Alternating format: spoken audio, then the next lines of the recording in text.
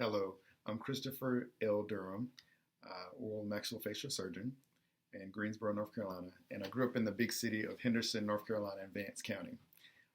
I was approached about making a video for the G.I.F.T Inc. program, and I thought that would be a great idea in order to reach out to the students in Franklin County as well as Vance County to give them some information. What year did you graduate from high school? I graduated from high school in 1998. Did you graduate from Franklinton High School? No, I actually graduated from Northern Vance High School in Vance County, which is a neighboring county to Franklin County. What was high school like for you? High school was a busy time. During high school, I took mostly AP classes. I ran track for 1 year and was involved in a lot of different activities like student council and various clubs like the science club. Lots of different activities. How was it like growing up in Henderson? Henderson, as you guys know, Henderson is a very small town. Vance County and Franklinton and Lewisburg, all of those are just small cities. And at the time that I grew up, they were very small. So there weren't a lot of different activities to do in the community. We had a small little mall that we could go to. So mostly, I spent my time studying and hanging out with my friends and things of that nature. How many times did you change your mind about what you wanted to be when you grew up? I think about 3 times. At first, I wanted to be a farmer, and then I wanted to be a teacher, and I actually signed up for the North Carolina Teaching Fellow Scholarship. And I went to Carolina thinking that I was going to teach, but I ended up changing my mind again and becoming an oral surgeon. Or actually going into dental school first and then becoming an oral surgeon. When did you realize you wanted to be an oral surgeon?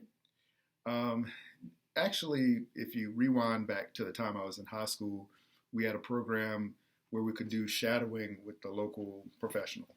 I also did the Candy Striper program, which was a volunteer program at our local hospital, Moriah Parham.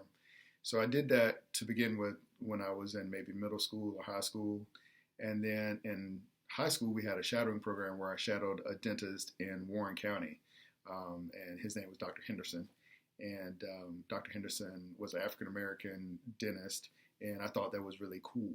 I thought that was really nice that he could, help his patients. And so that's something that I wanted to do, which I had never considered the fact that I could be a dentist because I just hadn't seen a lot of people that looked like me being dentists. So that was a good experience shadowing him, and that put the bug in my mind or in my ear that I should consider dentistry, and that's how I transitioned from teaching into dentistry. I saw someone who was doing that, and I wanted to do it. What education or things did you have to acquire to become an oral surgeon? In order to become an oral surgeon, I first had to go to college. So I went to Carolina and I've got a degree in biology, a BS in biology. And I did some shadowing in the dental school to kind of meet some of the faculty members, and I did some research. After graduating from undergrad, I applied to dental school, took the dental admissions test, and was accepted in the dental school after going through the interview process. So once I completed dental school, and that wasn't an easy feat. To become an oral surgeon, you have to be in the top 10% of your class. So I had various activities, various community service projects that I did, and I studied for the board exam, which you have to take in dental school, and all those things have to line up in order to get into oral surgery.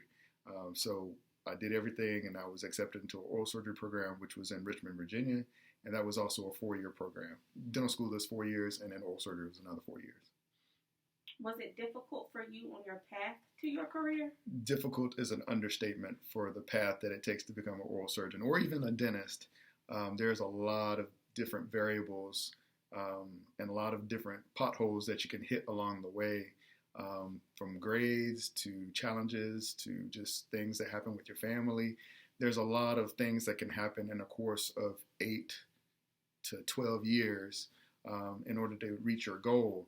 And so during that period of time, you just have to keep focused on what your goal is and just keep riding through the potholes and hope you don't get a flat tire during the way and make it. What was easy for you on your path?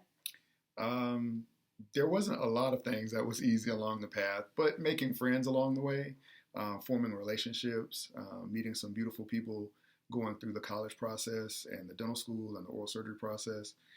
For me, that probably was the easiest part of my journey is just interacting with people and making lifelong friendships.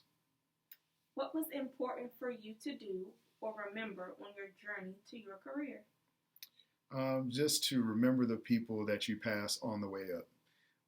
Because, along the way, there are going to be people that help you.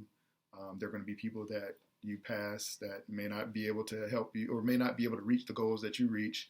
But it's important to remember to build people up and help people out along the way. Even when you make it, you quote unquote, when you make it in life, it's important to give back to the community and do different things to help people. That's why I'm doing this video because, without people helping me, I wouldn't have had the opportunities. If I hadn't have seen people doing what I wanted to do, then I might not have realized that's something that I could achieve. What advice do you have for a middle school student who thinks they want to become an oral surgeon? In middle school, you really just want to focus on staying out of trouble. Because there's a lot of times I could have gotten in trouble in middle school, but I tried to stay focused on my grades, take science classes and math classes and try and excel, push yourself. Oftentimes when I was young, I didn't want to, I guess, challenge myself. But sometimes if it's scary, that's what you need to do. If you're afraid that you're going to fail at it, then that's what you need to do because you're not going to have progress unless you have some failures. So in middle school, just realize that and just take the hardest classes you can. And even if you don't do that great, I mean, you at least try it and just keep trying. Don't let a bad grade pull you down. And what advice do you have for a high school student? When you're in high school, have as many opportunities with like shadowing or doing summer programs. If it's summertime and you have an opportunity to post-COVID, go and do an internship or do a summer program, do those programs, study early for the SAT or the ACT, and take those tests multiple times. Talk to your counselor early, like when you're a freshman or a sophomore, about your aspirations to go to undergrad and go to college, and then just stick to those things and do it. Don't let trying to be cool distract you from getting good grades and doing what you need to do. How did you select your degree program? I thought that if you recall, I thought that I was going to be a teacher for a while, so I was going to be a biology teacher. So I went into the course of biology, and that also is good because a lot of times when you go to professional school, like medical school or dental school, they want you to have a degree in background or the degree in biology. So that's kind of how I chose my major. But you can do other things. You don't have to have a biology major to go to medical school or dental school. You can major in computers. You can major in dance. As long as you get your requirements that you need to apply to medical or dental school, you'll be in good shape. How did you handle things when it didn't work out the way you thought it would for your career aspiration?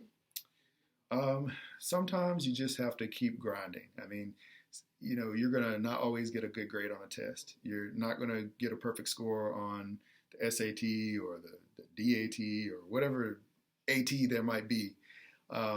Or what you might have a teacher that gives you negative feedback on something, or you might have a teacher that really might not help you along the way. But you have to remember there are a lot of people that are out there that want to see you succeed. There are a lot of teachers that want to see you succeed. Your family wants you to succeed.